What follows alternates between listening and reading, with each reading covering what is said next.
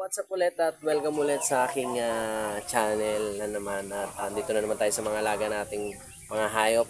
At ako nga pala bago natin simulan, ayun, kung di ka pa nga pala nakasubscribe, ayun, huwag kalimutan na mag-subscribe sa aking channel at i-click din yung notification bell. At pasensya na kayo sa boses ko, medyo tinamahan tayo ng ng ubo tsaka ng sibon. So ayun, pero tuloy pa rin tayo sa paggagawa ng content natin. So ayun guys, tuloy na tayo kagad sa topic natin. Wala na ulit paligoy-ligoy pa yan. So ito na nga guys, nandito na naman tayo sa mga alaga nating mga manok. Ayan. At ayan, sa kasalukuyang sila nagpapainit.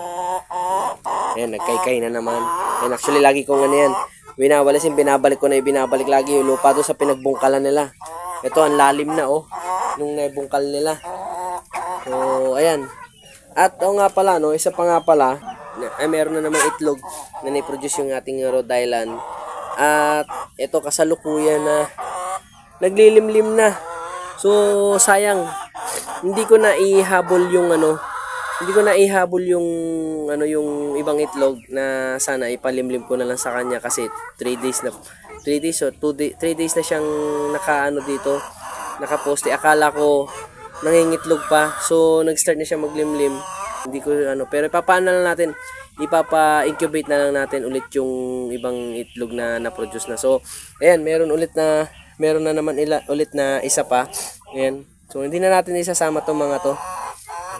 So yun nga pala guys, kung gusto niyo nga pala isa pa nga pala sa tips, kung gusto niyo makatipid ng pagpapa-incubate. So kung wala kayong pampa-incubate or wala nag-incubate sa area niyo at meron naman kayong mga manok na naglilimlim, pwede nyo palitan yung itlog na nililimliman nila. So yun yung isa sa technique or isa sa tips na pwedeng gawin. So pwede nyo palitan yung mga itlog na nililimliman niya. Yun lang, antabayanan nyo lang yung mga manok ninyo na magsisimula pa lang maglimlim para mapalitan kagad yung itlog na nililimliman nila. Hindi lahat ng Rhode Island kasi marunong maglimlim. So hindi sila naglilimlim talaga. So kailangan talaga ipa-incubate yung mga itlog talaga ng Rhode Island kadalasan. Bibihira yung mga Rhode Island na naglilimlim ng itlog nila. So ayan, sayang talaga, hindi ko talaga hindi ko na ipahabol yung itlog, yung ibang itlog na para malimliman na lang niya para makatipid tayo sa pagpapa-incubate. Sayang, ito sana yung yung ipapalimliman sana natin. So hindi ko na isasama to. Dapat sana kung naisama ko doon na sa nililimliman niya. So para makatipid tayo sa pagpapa-incubate. So ito, isa yun sa sa technique or sa tips na natutunan ko, lalo na doon sa pag-aalaga ng manok, pati doon sa mga ibang vlogger na nag-aalaga ng manok. So yun, isa natutunan ko na pwede nyong isama to sa naglilimlim na manok. So katulad nun yung Brahma Native, ayun, sayang 3 days na kasi.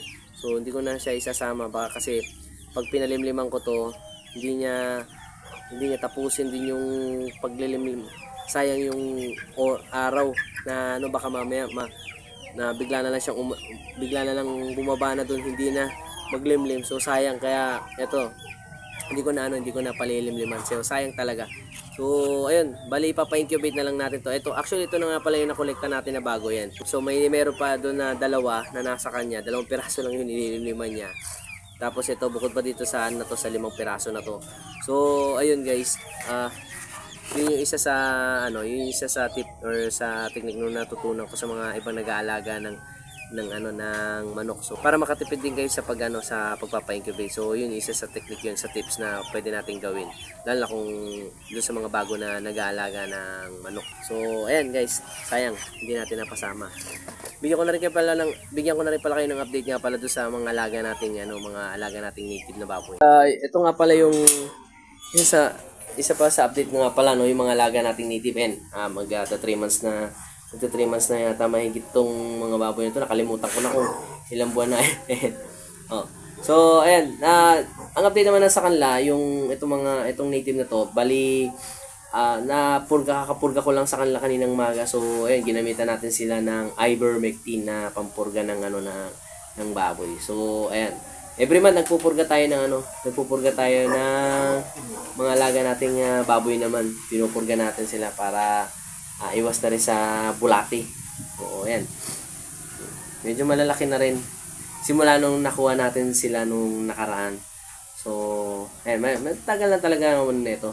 Matagal lang ang paglaki nito, pero kahit talagang tiyagain talaga to. Sa ngayon, yun lang yung yung update natin for today sa mga alaga nating hayop. At ayun, sana makatulong sa inyo yung tip kanina, yung natutunan ko rin sa ibang vlogger na nag-aalaga ng manok, saka sa iba pang nag-aalaga din ng manok na taga rito lang. So, ayun. Guys, bago nga pala tapusin to muli itong video na to, ayun, sana may natutunan kayo. Ayun, kung di ka pa nga pala nakasubscribe sa aking channel, ay huwag nyo nang kalimutan na mag-subscribe sa aking channel. At please, huwag nyo na rin kalimutan din na i-click nyo yung notification bell para notified ka sa lahat ng videos na i-upload ko dito. So, ayun lang guys. Thank you ulit. See you on my next vlog. Bye-bye and God bless you.